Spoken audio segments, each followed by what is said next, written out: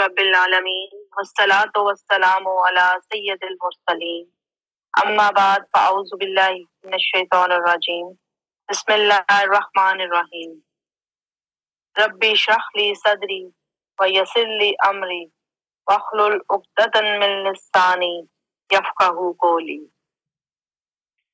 ہم جس موضوع کے بارے میں بات کر رہے تھے وہ ہے توبہ کا اظہار۔ حضرت فقیہ ابو الحیث سمرقندی علیہ رحمۃ اللہ فرماتے ہیں کہ دانشور کو چاہیے کہ وہ اس حدیث سے نصیحت پکڑے اور اسے جاننا چاہیے کہ میت کے مقابلہ میں زندہ سے زنا کرنا بڑا گناہ ہے اور اس پر لازم ہے کہ وہ سچی توبہ کرے۔ جب اس جوان نے سچی توبہ کی تو بارگاہ الہی میں قبولیت کا شرف حاصل ہوا اور لازم ہے کہ توبہ بھی گناہ کی حیثیت سے ہونی چاہیے۔ ارشاد باری تعالیٰ ہے، اے ایمان والو اللہ سے خالص توبہ کرو۔ اس کی تفسیر میں حضرت عبداللہ بن عباس رضی اللہ تعالی عنہما فرماتے ہیں کہ دل سے ندامت، ضمیر اور زبان سے استغفار اور پھر گناہ نہ کرنے کا پختہ ارادہ تو خالص توبہ ہے، ورنہ اس نے اپنے پروردگار سے مذاق کیا۔ حضرت رابعہ بصریہ رحمۃ اللہ علیہ فرماتی ہیں کہ ہماری استغفار بہت زیادہ استغفار کی محتاج ہے، یعنی جب زبان سے مغفرت طلب کر لیں اور نیت دوبارہ گناہ کی ہو تو توبہ خالص توبہ نہ ہوگی بلکہ جھوٹی توبہ ہوگی۔ خالص توبہ تو یہ ہے کہ زبان سے استغفار کی جائے اور دوبارہ گناہ نہ کرنے کا ارادہ ہو۔ جب اس طرح توبہ کی جائے گی تو اللہ اس کے گناہ سے درگزر فرما دے گا، چاہے وہ کتنے ہی بڑے کیوں نہ ہوں، کیونکہ اللہ اپنے بندوں سے درگزر فرمانے والا اور نہایت مہربان ہے۔ بنی اسرائیل میں ایک بادشاہ تھا، کسی نے اس کے سامنے ایک عابد کی تعریف کی تو اس نے اس کو بلوا کر اپنے پاس رہنے کی اس سے درخواست کی۔ عابد نے بادشاہ سے کہا کہ آپ نے جو کچھ کہا ہے تو اچھا ہے، لیکن اگر تو کسی روز اپنے گھر میں آ کر مجھے اپنی لونڈی کے ساتھ پیار کرتے دیکھے تو کیا کرے گا؟ بادشاہ نے غضبناک ہو کر کہا، اے فاجر، کیا تو میرے پاس ایسی ہمت کر سکتا ہے؟ عابد نے بادشاہ کو جواب دیتے ہوئے کہا، میرا پروردگار کس قدر کریم ہے، اگر وہ میرے 70 گناہ بھی ایک دن میں دیکھتا ہے تو پھر بھی غضبناک نہیں ہوتا اور نہ ہی اپنے دروازے سے بھگاتا ہے اور نہ ہی وہ اپنا رزق مجھ پر حرام کرتا ہے، اس لیے میں اس کا دروازہ کس طرح چھوڑ سکتا ہوں اور اس کے دروازے پر رہوں جو میرے گناہ سے بھی قبل غضبناک ہو جاتا ہے، اور اگر وہ میرا جرم دیکھ لے تو نہ جانے کیسے سلوک کرے۔ پھر وہ عابد چلا گیا۔ اقسام گناہ۔ حضرت فقیہ ابو الحیث سمرقندی فرماتے ہیں کہ گناہ دو اقسام میں جو بندوں کے درمیان ہے اور جو بندوں اور خدا کے درمیان ہے۔ بندہ اور اللہ کے درمیان یعنی حقوق اللہ کی گناہ کی توبہ، زبان سے استغفار، دل و ضمیر کی مزاحمت اور دوبارہ گناہ نہ کرنے کا اقرار ہے۔ ایسی توبہ کرنے والے کی اپنی جگہ سے اٹھنے سے پہلے ہی مغفرت ہو جاتی ہے، اور اگر اس نے فرائض کو ترک کیا تو اس کی توبہ کوئی فائدہ نہ دے گی جب تک کہ وہ فرائض قضا کر کے مزاحمت اور توبہ نہ کر لے، اور بندہ کا بندے کے مابین یعنی حقوق العباد کے گناہوں کی توبہ اس وقت تک فائدہ نہ دے گی جب تک کہ وہ اپنے بندے کو راضی نہ کر لے یا اس سے حق معاف نہ کرا لے۔ تابعین سے روایت منقول ہے کہ انہوں نے فرمایا کہ ایک معصیت اپنی معصیت پر دائمی طور پر ندامت اور استغفار کرتا ہے یہاں تک کہ اس کی بخشش ہو جاتی ہے تو شیطان کہتا ہے کہ کاش میں اسے گناہ پر نہ لگاتا۔ توبہ کو کھا جانے والی چیزیں۔ بعض دانشوروں کا قول ہے کہ 4 چیزوں سے آدمی کی توبہ ساقط ہو جاتی ہے۔ پہلی، وہ اپنی زبان کو فضول اور لوک باتوں سے روکے۔ دوسری، وہ اپنے دل میں کسی کے لیے حسد اور بغض نہ رکھے۔ تیسری، برے لوگوں کی صحبت سے اجتناب کرے۔ چوتھی، موت کی تیاری کرے۔ پہلے گناہوں پر ندامت اور توبہ کرے اور اپنے پروردگار کی اطاعت میں سعی و کوشش کرے۔ توبہ کی ان کی 4 نشانیاں۔ بعض دانشوروں سے پوچھا گیا کہ کیا کوئی ایسی نشانی ہے جس سے توبہ کی قبولیت کا علم ہو سکے؟ فرمایا، ہاں، اس کی 4 نشانیاں ہیں۔ پہلی، برے لوگوں کی صحبت سے اجتناب کرے اور اپنے دل میں ڈرے اور صالحین کی صحبت اختیار کرے۔ دوسری، تمام معصیت کو چھوڑ دے اور عبادت کی طرف رجوع کرے۔ تیسری، اپنے دل سے لذات دنیا کو نکال دے اور ہمیشہ آخرت کے خوف کو دل میں رکھے۔ چوتھی، خود کو رزق وغیرہ جیسی ان سب چیزوں سے فارغ کرے جس کا اللہ ذمہ دار ہے، اور احکام الہی کو بجا لائے۔ جب وہ ان نشانیوں کو اپنے اندر پا لے گا تو وہ ان لوگوں میں شمار ہوگا جن کے بارے میں ارشاد ہے، بے شک اللہ تائب ہونے والوں اور پاک رہنے والوں کو محبوب رکھتا ہے، اور لوگوں پر اس کی طرف سے 4 چیزیں واجب ہو جائیں گی۔ پہلی، وہ اللہ سے محبت کرے گا اور اللہ ان سے محبت کرے گا۔ دوسری، وہ ہمیشہ طور پر یہ دعا کرے گا کہ اللہ اسے توبہ پر ثابت قدم رکھے۔ تیسری، اپنے سابقہ گناہوں پر نادم رہے۔ چوتھی، اللہ کے حضور بیٹھ کر اس کا تذکرہ کریں اور بھلائی کے کاموں میں امداد کریں۔ ایسے شخص کو اللہ رب العالمین 4 نعمتوں سے نوازے گا۔ پہلی، اللہ اسے معصیت سے پاک کر دے گا جیسا کہ اس کے لیے گناہ کیا ہی نہیں۔ دوسری، اللہ اس سے محبت فرمائے گا۔ تیسری، اس پر ابلیس غالب نہیں آئے گا۔ چوتھی، اسے مرنے سے پہلے خوف سے امن عنایت کیا جائے گا۔ اللہ فرماتا ہے کہ فرشتے اس کے پاس آئیں گے اور کہیں گے، تم خوف نہ کھاؤ اور نہ غم کھاؤ، تمہیں اپنے وعدہ کے مطابق بہشت کی خوشخبری ہے۔ سچی توبہ کا قبول ہو جانا۔ حضرت امام حسن رضی اللہ تعالیٰ عنہ سے روایت ہے کہ ایک زانیہ عورت کو حضور سید الانبیاء محبوب خدا صلی اللہ علیہ وآلہ وسلم نے رجم کی سزا دی اور اس کی نماز جنازہ بھی پڑھائی۔ صحابہ کرام علیہم الرضوان نے عرض کیا، یا رسول اللہ صلی اللہ علیہ وآلہ وسلم، آپ نے اس عورت کو رجم کی سزا کا حکم صادر فرمایا اور اس کا جنازہ بھی پڑھایا ہے۔ آپ نے فرمایا کہ اس نے ایسی توبہ کی ہے، اگر وہ 70 دفعہ بھی ایسا جرم کرتی تو اللہ اس کی توبہ کو شرف قبولیت فرماتا، کیونکہ اس نے سچی توبہ کی تھی، اور سچی توبہ کا قبول کیا جاتا ہے، چاہے کا وہ کتنا ہی بڑا گناہ کیوں نہ ہو۔ ارشاد نبی صلی اللہ علیہ وآلہ وسلم ہے، جو مومن کو اس کے گناہ پر شرمسار کرتا ہے تو وہ بھی اسی شمار میں ہوتا ہے، اور یہ حق ہے کہ اللہ تبارک و تعالیٰ اس کو اسی گناہ میں مبتلا کرے۔ حضرت فقیہ علیہ رحمت اللہ فرماتے ہیں کہ مومن نہ قصدن گناہ کرتا ہے نہ عمدن گناہ کرتا ہے۔ ارشاد باری تعالیٰ ہے، تمہیں کفر، فسوق اور گناہوں سے کراہت عطا کرتی ہے۔ اس میں بتایا گیا ہے کہ مومن گناہ سے دشمنی رکھتا ہے اور مومن ارادتاً گناہ نہیں کرتا، لیکن وہ غفلت کے سبب گناہ میں پڑتا ہے، پھر وہ توبہ کرے تو اس کو شرمندہ کرنا جائز نہیں۔ حضرت ابن عباس رضی اللہ تعالیٰ عنہ فرماتے ہیں کہ جب بندہ توبہ کرتا ہے تو اللہ رب العزت و تبارک و تعالیٰ اس کی توبہ کو شرف قبولیت بخشتا ہے، تو کرامتاً کاتبین اس کے برابر لکھے ہوئے گناہ بھی فراموش کر جاتے ہیں، اور اس کی عذاب ان خطاؤں کو بھول جاتے ہیں، اور زمین کی وہ جگہ بھی بھول جاتی ہے، اور آسمان بھی اس جگہ کو فراموش کر جاتا ہے جہاں سے محشر کے روز اسے لیا جائے گا، اور کوئی مخلوق اس کے خلاف گواہی نہ دے گی۔ عرش کے ارد گرد تحریر ہونا۔ حضرت علی مرتضیٰ شیر خدا رضی اللہ تعالیٰ عنہ سے روایت ہے کہ حضور سید الانبیاء صلی اللہ علیہ وآلہ وسلم نے فرمایا کہ عرش کے ارد گرد مخلوق کی پیدائش سے 4000 سال قبل یہ تحریر کیا گیا کہ تحقیق میں توبہ کرنے والوں کو ایمان لانے اور نیک عمل کرنے والوں کو مغفرت فرمانے والا ہوں، جبکہ وہ ہدایت پر ہوں، اور اللہ کے رسول صلی اللہ علیہ وآلہ وسلم بھی بہتر جانتے ہیں۔ وما علینا الا البلاغ المبین۔ آمین۔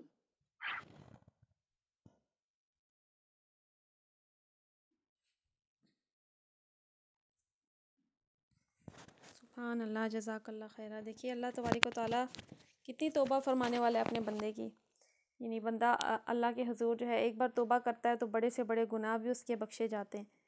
اور پھر ہم نے پڑھا کہ اللہ تعالیٰ کے تو عرش پہ یہ درج ہے کہ وہ تو بڑا توبہ جو ہے توبہ کرنے والے اور ایمان لانے والوں کی مغفرت فرمانے والا، یعنی وہ بڑا رب الکریم ہے، بڑا بخشنے والا ہے۔ ہمیں چاہیے کہ ہم کثرت سے اس کی بارگاہ میں توبہ کیا کریں، اپنے گناہوں سے معافی مانگا کریں، اور کثرت سے اس کی بارگاہ میں رجوع لایا کریں۔ اچھا، ہم نے ایک دعا پرسوں یاد کی تھی، وہ یاد کر لی آپ لوگوں نے؟ کسی کو یاد ہوئی ہے ابھی تک؟ انا للہ و انا الیہ راجعون، اللہم اجرنی، نہیں اگلی لائن نہیں صحیح یاد ہوتی۔ ٹھیک ہے۔ اچھا، مصیبت کے وقت مانگنی ہے یہ دعا، تو پہلا حصہ بھی ایون آپ پڑھ لیں، کوئی بھی تکلیف مصیبت پریشانی آئی ہے، چھوٹی ہو بڑی ہے کسی بھی طرح کی، تو ان للہ و ان الیہ راجعون، اتنا تو سب کو یاد ہوگا کیونکہ یہ تو ہم ویسے بھی پڑھتے رہتے ہیں۔ تو یہ صرف فوتگی کی نہیں ہوتی ہے، ہر موقع پہ آپ پڑھ سکتے ہیں، کوئی بھی مصیبت چھوٹی سے چھوٹی آئے تب بھی۔ اگلا حصہ ہے اللہم اجرنی فی مصیبتی، اے اللہ مجھے میرے صدمے میں اجر دے، وَأَخْلِفْ لِي خَيْرًا مِنْهَا، اور مجھے اس سے زیادہ بہتر دے، مجھے بدلے میں یعنی بدل دے، وخلف بدل دے اس کو اس سے بہتر سے، یعنی مجھے اس کے بدلے میں زیادہ بہتر دے۔ یہ اللہ سے ہم دعا مانگتے ہیں۔ کوشش کریں یاد ہو جائے اگلا حصہ بھی، ادروائز اگر عادت بنا لیں پہلے حصے کی بھی تو وہ بھی کافی ہے۔ آئیے ہم تفسیر کی طرف جاتے ہیں۔ اچھا، کل کلاس میں ایک دو ہی اسٹوڈنٹس تھی، تو کل ہم نے کافی امپورٹنٹ باتیں سنی تھی۔ آج انشاءاللہ اس کی ریکارڈنگ اپلوڈ ہو جائے گی تو آپ لوگ دیکھ لیجئے گا۔ سورہ نساء میں کل ہم نے میں شارٹ بتا دیتی ہوں کہ ہم نے کیا کیا پڑھا۔ تو کل ہم نے جو چیزیں پڑھی تھی اس میں یہ تھا کہ عورتوں کا کوئی زبردستی وارث نہیں بن سکتا، اور یہ چیز تو ہم نے پڑھ لی تھی، یعنی 20 سے ہم نے پڑھا تھا۔ اس میں تھا کہ اگر کوئی شخص اپنی جو ہے بیوی کو بدلنا چاہے، کوئی چاہے کہ میں اس کے ساتھ میرا دل نہیں لگتا، میں اپنی بیوی بدلنا چاہتا ہوں، دوسری شادی کرنا چاہتا ہوں، تو اللہ نے اس چیز کو ایک طرح سے ڈسکریج کیا تھا کہ ہو سکتا ہے ایک چیز تمہیں پسند ہو اور اس میں تمہیں کوئی چیز اچھی لگتی ہو لیکن وہ تمہارے لیے بری، اور ہو سکتا ہے کوئی چیز کو تم اپنے لیے برا سمجھو وہ تمہارے لیے اچھی ہو، اللہ جانتا ہے تم نہیں جانتے۔ اور اسی طرح سے ہم نے آگے یہ پڑھا کہ اگر تم نے جدائی کا پکا ارادہ کر لیا تو جو کچھ تم انہیں پہلے دے چکے ہو، یعنی حق مہر یا کوئی نہ کوئی چیز، تو وہ ان سے واپس کسی صورت مت لینا۔ اور اس کے بعد ہم نے جو ہے یہ پڑھا کہ حرمت پڑھی کہ جب اسلام آیا تھا تو جو بھی آپ کی مائیں ہیں، فار ایگزامپل سوتیلی مائیں یا جن کو آپ کے باپو نے چھوڑ دیا، ان سے نکاح پہلے حلال، یعنی سعودیہ میں یعنی عام طور پہ یہ رائج تھا وہاں پہ عرب میں کہ اس کو کوئی مذائقہ نہیں سمجھا جاتا تھا، لیکن اسلام نے اس پہ حرمت نازل کر دی کہ جن عورتوں سے تمہارے باپ نکاح کر چکے ان سے ہرگز نکاح نہ کرو، لیکن جو ہو چکا سو ہو چکے، نہیں جو پہلے آلریڈی ہو چکے ہیں وہ ہو چکے ہیں، اب ان کی اولاد یہ نہیں ہے کہ ناجائز ہے، وہ ہو چکے ہیں آلریڈی، وہ معاف ہے، اس کے بعد ایسا کرنا جو ہے بہت بے حیائی کا فعل ہے۔ آج ہم جو پڑھیں گے اس میں ہم یہ پڑھیں گے کہ کون کون سے جو ہے رشتے حلال ہیں اور کون کون سے حرام ہیں، اس کی جو حرمت کے بارے میں آیت ہے نا وہ ہم پڑھیں گے۔ تو سورہ نساء کی ہے آیت نمبر 23۔ اعوذ باللہ من الشیطان الرجیم، بسم اللہ الرحمن الرحیم۔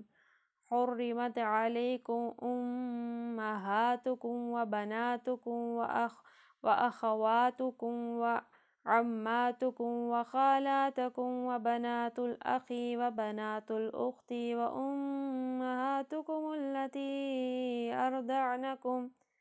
أرضعنكم وإخواتكم من الرضاعة وأمهات نسائكم وربائبكم التي في حجوركم من نسائكم التي دخلتم بهن، فإن لم تكونوا دخلتم بهن فلا جناح عليكم، وحلائل أبنائكم الذين من أصلابكم، وأن تجمعوا بين الأختين إلا ما قد سلف، إن الله كان غفورا رحيما۔ حرمت حرام کی گئی، علیکم تم پر، امہاتکم تمہاری مائیں، وبناتکم اور تمہاری بیٹیاں، واخواتکم اور تمہاری بہنیں، وعماتکم اور تمہاری پھوپھیاں، وخالاتکم اور تمہاری خالائیں، وبنات الاخی اور بھتیجیاں، وبنات الاختی اور تمہاری بہن کی بیٹیاں، وامہاتکم اور تمہاری مائیں، اللاتی وہ جنہوں نے ارضعنکم تمہیں دودھ پلایا، واخواتکم اور تمہاری بہنیں، من الرضاعۃ دودھ شریک، وامہات نسائکم اور تمہاری عورتوں کی مائیں، وربائبکم التی اور بیٹیاں جو تمہاری بیٹیاں جو کہ فی حجورکم تمہاری پرورش میں ہیں، من نسائکم تمہاری بیویوں سے، التی دخلتم جن سے تم نے صحبت کی، بہن ان سے، فإن پس اگر لم تکونوا دخل تم نے صحبت نہیں کی بہن ان سے فلا جناح علیکم تو نہیں گناہ تم پر، وحلائل اور بیویاں ابناءکم تمہارے بیٹوں کی، الذین من اصلابکم اور تمہارے بیٹوں سے جو تمہاری پشت سے، وَإِن تَجْمَعُوا اور یہ کہ تم جمع کرو بین الأختین دو بہنوں کو، إِلَّا مَا قَدْ سَلَف مگر جو پہلے گزر چکا، إِنَّ اللَّهَ بے شک اللہ کان غفور الرحیم ہے بخشنے والا مہربان۔ تم پر حرام کی گئی تمہاری مائیں، بیٹیاں، بہنیں، پھوپھیاں، خالائیں، بھتیجیاں، بھانجیاں، اور تمہاری وہ مائیں جنہوں نے تم کو دودھ پلایا ہو، اور تمہاری دودھ شریک بہنیں، اور تمہاری بیویوں کی مائیں، اور تمہاری بیویوں کی لڑکیاں جنہوں نے تمہاری گود میں پرورش پائی ہے، ان بیویوں کی لڑکیاں جن سے تمہارا تعلق زن و شو ہو چکا ہے، ورنہ اگر صرف نکاح ہوا ہو اور تعلق زن و شو نہ ہوا ہو تو انہیں چھوڑ کر ان لڑکیوں سے نکاح کر لینے میں تم پر کوئی مواخذہ نہیں ہے، اور تمہارے ان بیٹوں کی بیویاں جو تمہاری صلب سے ہوں، اور یہ بھی تم پر حرام کیا گیا کہ ایک نکاح میں دو بہنوں کو جمع کرو، مگر جو پہلے کیا گیا سو ہو گیا، اللہ بخشنے والا اور رحم کرنے والا ہے۔ تو حرام کون ہوتی ہیں؟ حرام یعنی کہ جن سے نکاح ہمیشہ ہمیشہ کے لیے حرام ہے۔ تو یہ حرمت کی آیت ہے، اس میں تمام جو بھی رشتے ہیں جو بھی حرام ہیں وہ اس میں بیان کر دیے گئے ہیں۔ جیسے کل ہم نے ایک پڑھا تھا کہ جو ہے تمہارے جن سے تمہارے باپوں نے نکاح کیا ہو ان سے جو ہے حرام ہے تمہارا نکاح کرنا۔ آج جو ہے پوری ڈیٹیل آ گئی کہ کون کون تم پر حرام وہ ہیں، یعنی جن سے ہمیشہ کے لیے نکاح حرام ہے۔ تو کون کون ہیں؟ تمہاری مائیں، ماں کے ساتھ تو کوئی زہر نکاح نہیں کرتا، بیٹیاں، بہنیں، اور پھر رشتہ داروں میں کون سی ہیں؟ پھوپھیاں، خالائیں۔ پھوپھیاں اور خالائیں ہیں کیونکہ وہ اپنے باپ کی بہن اور ماں کی بہن ہوتی ہیں۔ اس کے علاوہ اگر کوئی پرائے ہیں جیسا کہ مومانی ہو گئیں، یا جیسا کہ اس طرح سے یعنی جو رشتے نا جو اس کے علاوہ ہیں، یعنی کہ جو دور باہر کے رشتے باہر سے آتے ہیں، جیسے مومانی باہر سے آتی ہیں تو وہ ہو گئیں، اسی طرح سے آپ کی تائی ہو گئیں، وہ بھی باہر سے آتی ہیں، چچی ہو گئیں، تو وہ جو حرمت والے ہیں وہ بتا دیں پھوپھیاں، خالائیں۔ اس کے علاوہ بھتیجیاں، بھانجیاں یعنی بھائیوں کی بہنوں کی بیٹیاں، اور وہ تمہاری وہ مائیں جنہوں نے تم کو دودھ پلایا ہو۔ اب اس کی ہم پوری تفسیر پڑھیں گے، پوری ڈیٹیل ہمیں سمجھ آ جائے گی۔ یہ آیت الحمدللہ اس کا ترجمے سے ہی کافی چیزیں کلیئر ہیں، کافی چیزیں سمجھ آ گئی ہیں۔ آئیے اب ایک ایک کر کے تفسیر پڑھتے ہیں۔ تم پر حرام کی گئی تمہاری مائیں، ماں کی اطلاق سگی اور سوتیلی دونوں قسم کی ماؤں پر ہوتا ہے، اس لیے دونوں حرام ہیں۔ سگی ماں ہو، سوتیلی ماں ہو، دونوں حرام ہیں۔ نیز اسی حکم میں باپ کی ماں اور ماں کی ماں بھی شامل ہے۔ اب جب ماں کا ذکر آتا ہے نا تو ماں اوپر تک جاتی ہے، یعنی آپ کی ماں، آپ کے باپ کی ماں، ان کی ماں، یعنی اوپر تک تمام جاتا ہے۔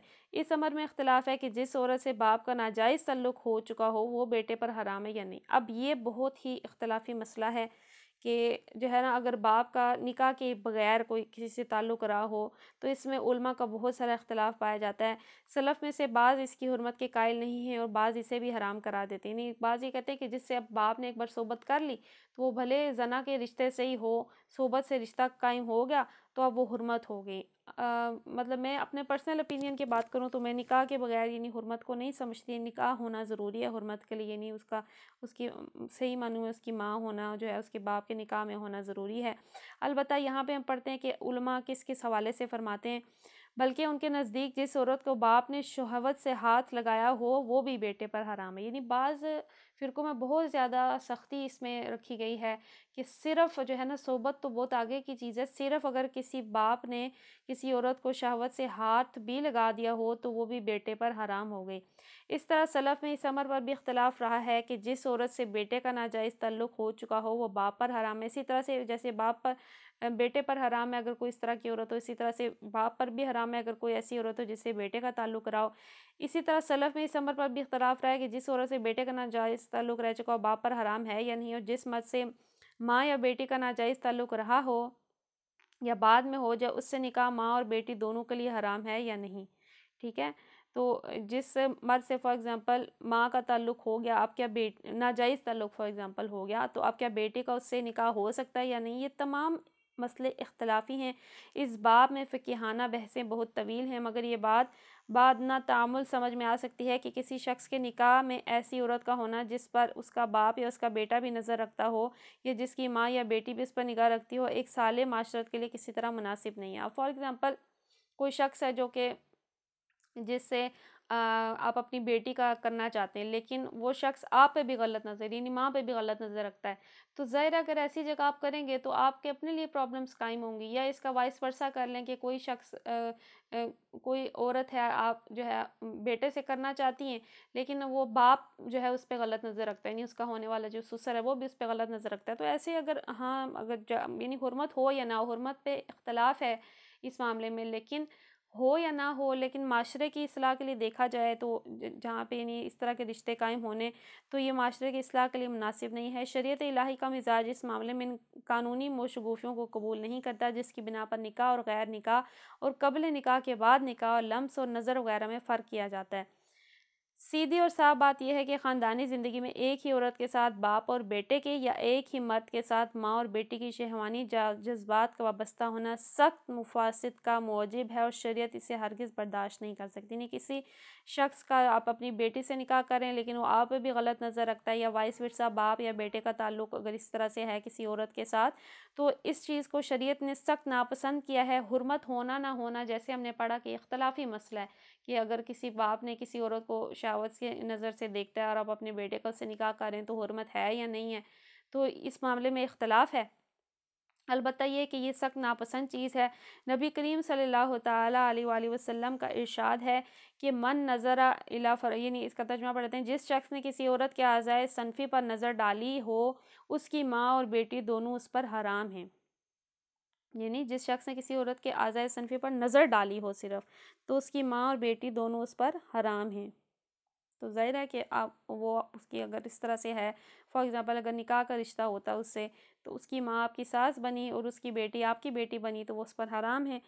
اور فرمایا خدا اس شخص کی صورت دیکھنا پسند نہیں کرتا جو بیک وقت ماں اور بیٹی دونوں کے اعضائے صنفی پر نظر ڈالے۔ ان روایات سے شریعت کا منشا صاف واضح ہو جاتا ہے، یعنی کہ کلیئر کر دیا ہے کہ پسند نہیں کرتا، یا یہ کہ جو اس طرح سے کرتا ہے، تو یعنی کہ حدیثوں میں ہے لیکن یہ کہ آیت میں کچھ کلیئر نہیں ہے، اس لیے اختلافی مسئلہ ہے۔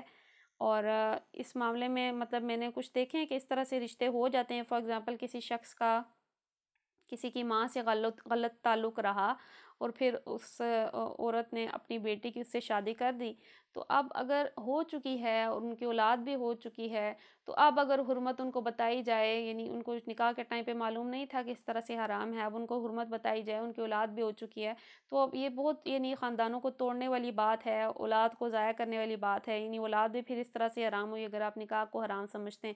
اس لیے اگر شریعت میں اختلافی مسئلہ ہے تو اس معاملے میں بہتر ہے کہ انسان آسانی کی طرف جائے، جہاں پہ یعنی آسانی ہے کہ یعنی وہ نکاح کو یعنی جائز سمجھے۔ آئیے آگے پڑھتے ہیں۔ ماؤں کے بارے میں ہم نے پڑھ لیا، تمہاری بیٹیاں، بیٹی کے حکم میں پوتی اور نواسی بھی داخل ہیں، ٹھیک ہے۔ جب بیٹی کی بات آتی ہے، جیسے ماں کی بات ہے تو اوپر تک جاتی ہے، ماں، شوہر کی ماں، اس کی ماں، ٹھیک ہے، لیکن جیسے ہی بیٹی کا حکم آئے تو پھر نیچے تک پوتیاں، نواسیاں وہ سب آ جاتی ہیں۔ البتہ اس امر میں اختلاف ہے کہ ناجائز تعلقات کے نتیجے میں جو لڑکی ہوئی ہے وہ بھی حرام ہے یا نہیں۔ امام ابو حنیفہ، مالک اور احمد بن حنبل رحمہ اللہ کے نزدیک وہ بھی ناجائز بیٹی کی طرح محرمات میں سے ہے۔ یہ ان کے کہ کسی سے ناجائز تعلق تھا، اس سے لڑکی ہو گئی تو ناجائز تعلق سے ہوئی ہے نا، تو آپ کی بیٹی تو نہیں ہوئی، تو اس میں اختلاف ہے کہ وہ بھی محرم آپ کے لیے ہے یا نہیں، یعنی اس سے بھی نکاح ہمیشہ کے لیے حرام ہے یا نہیں۔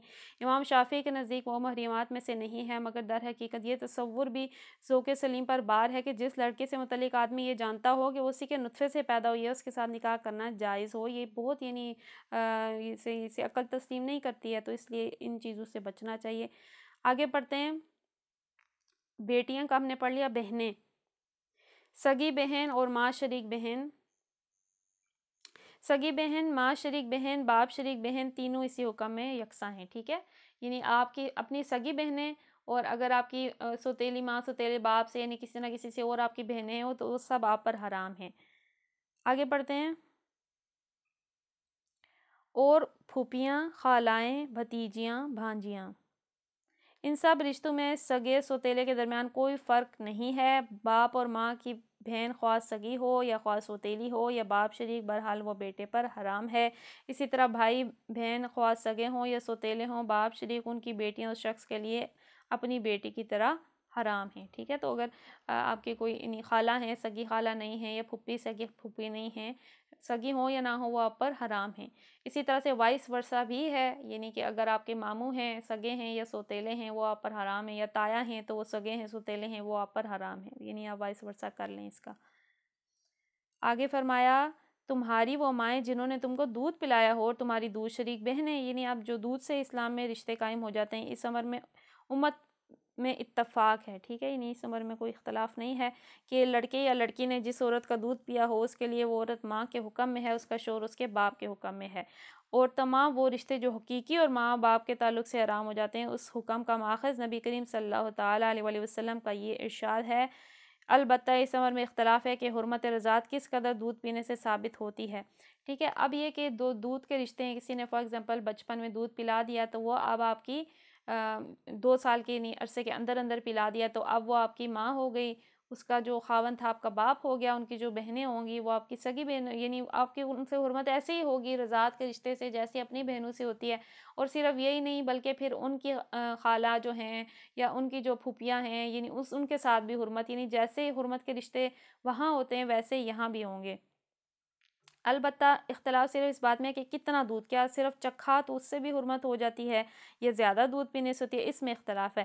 امام ابو حنیفہ، امام مالک رحمہ اللہ کے نزدیک جتنی مقدار سے روزہ دار کا روزہ ٹوٹ سکتا ہے اتنی مقدار میں اگر بچہ کسی کا دودھ پی لے تو حرمت ثابت ہو جاتی ہے۔ امام احمد کے نزدیک 3 مرتبہ پینے سے اور امام شافعی کے نزدیک 5 مرتبہ پینے سے یہ حرمت ثابت ہوتی ہے۔ اختلافی مسئلہ ہے، امام ابو حنیفہ اور امام مالک کے نزدیک کیا ہے کہ صرف یعنی خلق سے نیچے اتر گیا، جیسے روزہ ٹوٹ جاتا ہے جتنے سے اتنے سے بھی ہو گیا، جبکہ امام احمد کہتے ہیں کہ 3 دفعہ اور امام شافعی کہتے ہیں کہ 5 دفعہ پینے سے ہوتی ہے۔ نیز اس عمر میں بھی اختلاف ہے کہ کس عمر میں پینے سے رشتے حرام ہو جاتے ہیں۔ اس باب میں فقہا کے اقوال حسب ذیل ہیں، یعنی کہ یہ جیسے میں نے بتایا کہ 2 سال کے اندر اندر، لیکن یہ اتنا سمپل نہیں ہے، تھوڑا سا اس میں اختلاف ہے۔ اعتبار صرف اس زمانے میں دودھ پینے کا ہے جبکہ بچہ کا دودھ چھڑایا نہ جا چکا ہو، شیر خوارگی ہی اس کے تغذیہ کا انحصار ہو، ورنہ دودھ چھٹائی کے بعد اگر کسی بچے نے کسی عورت کا دودھ پی لیا ہو تو اس کی حیثیت ایسی ہے جیسے اس نے پانی پی لیا ہے۔ یہ رائے ام سلمہ اور ابن عباس کی ہے۔ حضرت علی سے بھی اس روایت اس معنی میں آئی ہے۔ زہری، حسن بصری، قتادہ، اکرمہ اور اوزاعی اسی کے قائل ہیں، یعنی کس کے قائل ہیں کہ شیر خوارگی کی عمر ہے، ابھی آپ نے اس کو دودھ چھڑوایا نہیں تھا، بچہ ہے وہ، تو اس ایج میں اگر اس نے دودھ پیا تو رضاعت ثابت ہوگی۔ اگر کسی نے بڑی ایج میں پیا تو وہ ایسے ہی ہے جیسے پانی پیا نہیں، اس سے کوئی حرمت ثابت نہیں ہوتی۔ دوسرا کیا قول ہے، 2 سال کی عمر کے اندر اندر جو دودھ پیا گیا وہ صرف اسی سے حرمت رضاعت ثابت ہوگی۔ اس بارے میں حضرت عمر، ابن عباس، ابو ہریرہ، ابن عمر کا قول ہے، اور فقہا میں سے امام شافعی، امام احمد، امام ابو یوسف، امام محمد، سفیان ثوری رحمہ اللہ نے اسے قبول کیا ہے۔ امام ابو حنیفہ بھی اس قول میں اس کی تائید سے منقول ہے۔ امام مالک بھی اسی حد کے قائل ہیں، مگر وہ کہتے ہیں کہ 2 سال سے اگر مہینہ 2 مہینے زائد بھی ہو تو اس سے دودھ پینے کا وہی حکم ہے۔ یعنی یہ کیا کہتے ہیں کہ 2 سال حد ہے، ہاں اگر 1-2 ماہ اوپر بھی ہو جائیں تو اس سے اتنا فرق نہیں پڑتا، 2 سال کے اندر اندر اگر کسی نے دودھ پلایا تو حرمت ثابت ہو جاتی ہے۔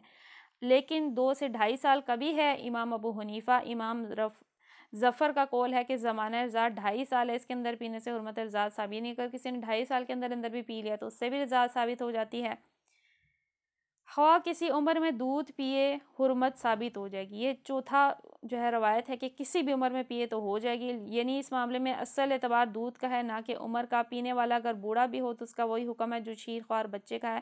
یہی رائے حضرت عائشہ کی اور حضرت علی سے بھی صحیح تر روایت اسی کی تائید میں منقول ہے، اور فقہا میں سے عروہ بن زبیر، عطا، لیث بن سعد اور ابن حزم نے اس قول کو اختیار کیا، یعنی کسی بھی ایج میں پیے تو پھر اگر ظاہر اگر اس طرح سے ہے تو پھر تو خاوند کو بھی اجازت نہیں ہوگی کہ وہ اپنی بیوی کا یعنی پیے، یعنی کیونکہ یہ چیز بھی جو ہے فقہا میں سے فار ایگزامپل امام ابو حنیفہ کے اس میں سے، کیونکہ وہ کہتے ہیں کہ صرف 2 سال یا میکسیمم اگر ہے تو 2.5 سال ہے، تو پھر اس کے بعد کسی بھی ایج میں کسی نے کسی کا پیا تو اس میں کوئی مذائقہ نہیں ہے. تو ایون اس میں یہ مسئلہ پوچھا گیا تھا کہ اگر خاوند پی لے تو اس میں کیا حکم ہے. تو انہوں نے فرمایا تھا کہ کیونکہ رضاعت تو بچپن میں شیر خوارگی کی عمر میں ہوتی ہے، بعد میں نہیں ہے، لیکن ہم نے چاروں جو 4 طرح کے تھے وہ ہم نے پڑھ لیے کہ جب تک وہ پی رہے، اب بھلے کوئی 3 سال تک بھی پلائے جا رہا ہے تو اس میں ہو جاتی ہے. دوسرے قول میں ہم نے پڑھا 2 سال ہوتی ہے، ہاں 1-2 ماہ اوپر ہو جائیں فرق نہیں ہے. تیسرے قول میں ہم نے پڑھا کہ 2.5 سال تک ہے، اور چوتھے قول میں ہم نے یہ پڑھا کہ اگر وہ کسی بھی عمر میں پیے، دودھ سے تعلق ہے نہ کہ عمر سے، تو ہو جاتی ہے. تو چوتھی رائے پہ کم فقہا یعنی ابھی جو ابھی والے ہیں ان میں سے کم ہیں، جیسے ابھی جو ہے زیادہ ماننے والے امام ابو حنیفہ کے ہیں یا امام شافعی کے ہیں، امام مالکی یعنی مسلک سے ہیں، تو ان کا دوسرا یا تیسرا یعنی 2 یا 2.5 سال اسی ایج کو رضاعت کے لیے سمجھا جاتا ہے. اس کے بعد کسی عمر میں بھی پینے سے کوئی مذائقہ نہیں ہے. اچھا، اس کو ہم کوشش کرتے ہیں، اس کو تفسیر کو ہم کمپلیٹ کر لیتے ہیں. ٹائم تو ہمارا کمپلیٹ ہو چکا ہے، لیکن یہ حرمت والی چیزیں ہیں. آگے فرمایا اور تمہاری بیویوں کی مائیں. بیویوں کی مائیں کون ہوتی ہیں؟ یعنی کہ ساسیں ہوتی ہیں. اچھا، اس امر میں اختلاف ہے کہ جس عورت سے محض نکاح ہوا ہو اس کی ماں حرام ہے یا نہیں. امام ابو حنیفہ، مالک، احمد و شافعی رحمہ اللہ اس کی حرمت کے قائل ہیں، اور حضرت علی کی رائے یہ ہے کہ جب تک کسی عورت سے خلوت نہ ہوئی ہو اس کی ماں حرام نہیں ہوتی.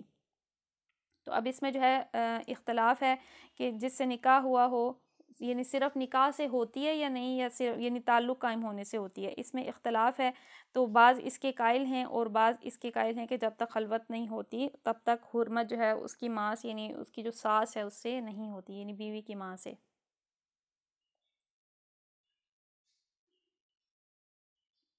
آگے پڑھتے ہیں کہ اور تمہاری بیویوں کی لڑکیاں جنہوں نے تمہاری گود میں پرورش پائی. یعنی بیویوں کی لڑکیاں دیکھیں، ایک تو آپ کی اپنی بیٹیاں ہوتی ہیں، دوسرا بیویوں کی لڑکیاں یعنی اگر کسی کی پہلے سے کوئی بچیاں ہیں یعنی جو آپ کے سوتیلی بیٹی ایک طرح سے بنتی ہے، اس کے بارے میں بتایا گیا ہے.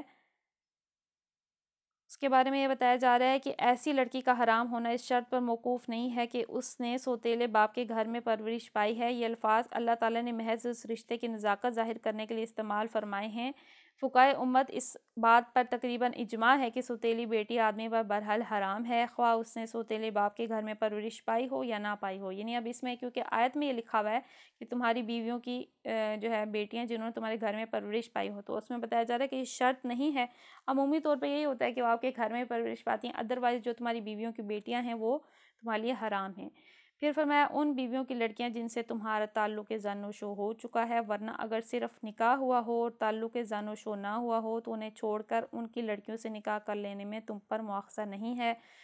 ٹھیک ہے، تو یہ چیز کلیئر ہے کہ وہ اس صورت میں ہے کہ اگر بیوی سے تعلق ہو، ادروائز وہ حرمت نہیں ہوتی ان کی یعنی بیٹیوں سے جو سوتیلی بیٹی ہیں. اور تمہارے ان بیٹوں کی بیویاں جو تمہاری صلب سے ہوں. یہ قید اس غرض کے لیے بڑھائی گئی ہے جسے آدمی نے بیٹا بنا لیا ہو اور اس کی بیوہ یا متعلقہ آدمی پر حرام نہیں ہے. حرام صرف اس بیٹے کی بیوی ہے جو آدمی کی اپنی صلب سے ہو، اور بیٹے ہی کی طرح پوتے اور نواسے کی بیوی بھی دادا اور نانا پر حرام ہے. یعنی کہ یہ کہ کسی کو آپ نے ویسے اپنا بیٹا بنا لیا تو اس کی بیوہ یا متعلقہ آپ پر حرام نہیں ہے. حرمت صرف اس کی بیوی پر ہے جو اپنی صلب سے ہو. ٹھیک ہے، اس لیے کلیئر کیا گیا ہے کہ منہ بولے بیٹے بھی ہو جاتے ہیں، تو اس لیے فرمایا جو آپ کا اپنا بیٹا ہے یعنی اس کے لیے ہے جو تمہاری اپنی صلب سے ہو. تو بیٹوں کی بیویاں بھی حرام ہیں. اس کے بعد اور یہ بھی تم پر حرام کیا گیا ہے کہ ایک نکاح میں 2 بہنوں کو جمع کرو. یعنی ایک ہی نکاح میں 2 بہنوں کو جمع کرنا یہ ہے. نبی کریم کی ہدایت ہے کہ خالہ اور بھانجی اور پھپھی اور بھتیجی کو بھی ایک ساتھ نکاح میں رکھنا ہے. 2 بہنوں کو کسی ایک شخص کا 2 بہنوں سے نکاح کرنا حرام ہے، لیکن 2 بہنوں کے علاوہ بھی کوئی خالہ یا بھانجی کو یا پھپھی اور بھتیجی کو یعنی کہ جو ماں کی بہن یا جو ہے باپ کی بہن ہے وہ بھی اس کو بھی جو ہے ساتھ میں رکھنا، ایک ہی نکاح میں ایک ہی وقت میں رکھنا حرام ہے. اس معاملے میں یہ اصول سمجھ لینا چاہیے کہ ایسی عورتوں کو جمع کرنا بہرحال حرام ہے جن میں سے کسی ایک کو مرد تصور کر لیا جائے تو نکاح حرام ہو. فار ایگزامپل آپ ایسا ہے کہ آپ ان میں سے کسی ایک کو مرد تصور کر لیں، یعنی کہ جیسا کہ آپ کی پھپھی کی جگہ اگر آپ اس کو مرد تصور کر لیں تو آپ کے تایا بنے، تو ان کے ساتھ یعنی جیسے حرمت ہے. یا اسی طرح سے آپ کی خالہ ہے، یعنی اگر ایک کو مرد بنا لیں تو جیسے ماموں اور بھانجی کا یعنی بنا ہے، اسی طرح سے ان میں سے کسی ایک کو اگر مرد بنا لیا جائے تو ان کا نکاح آپس میں حرام ہو.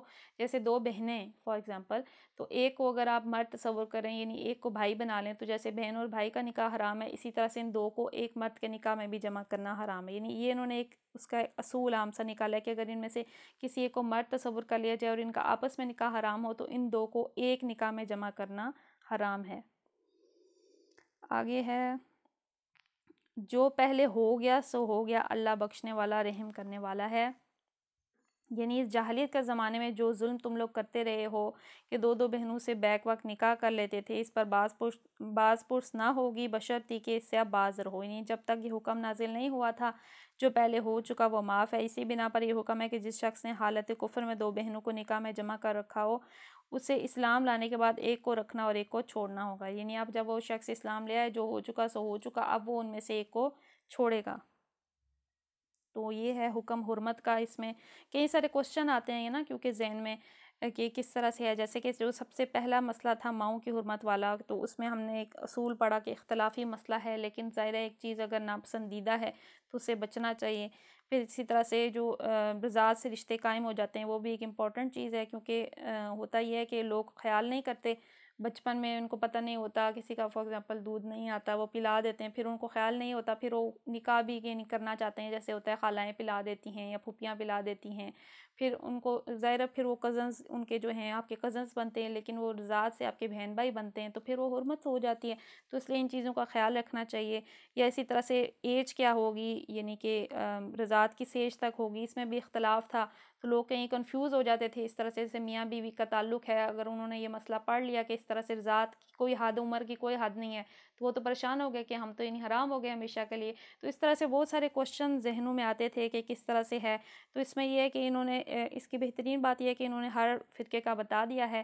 اب یہ کہ آپ فردر اس بارے میں پڑھیں، سنیں، دوسرے فرقوں کا سنیں، مختلف سنیں، لیکن یہی اصول یہی ہے کہ ظاہر ہے جو چیز ناپسندیدہ ہے اگر کسی ایک فرقے میں اس کو حرام کہا گیا ہے تو وہ ناپسندیدہ ہے تو اسی لیے حرام کہا گیا. لیکن اگر کوئی آپ کو ملتا ہے آپشن اس میں آسانی کا، اگر آپ کے نہیں سے گھر تباہ ہو رہا ہے جیسا کہ ہم نے پہلے مسئلے میں پڑھا، کیونکہ اس طرح کا کیس میرے سامنے بھی آیا تھا کہ مطلب ایک شخص کا ساتھ یعنی تعلق رہا اور پھر اسی کی بیٹی سے نکاح ہوا، پھر اس صورت میں ایک اگر اولاد ہو چکی ہے آپ کا گھر تباہ ہو سکتا ہے.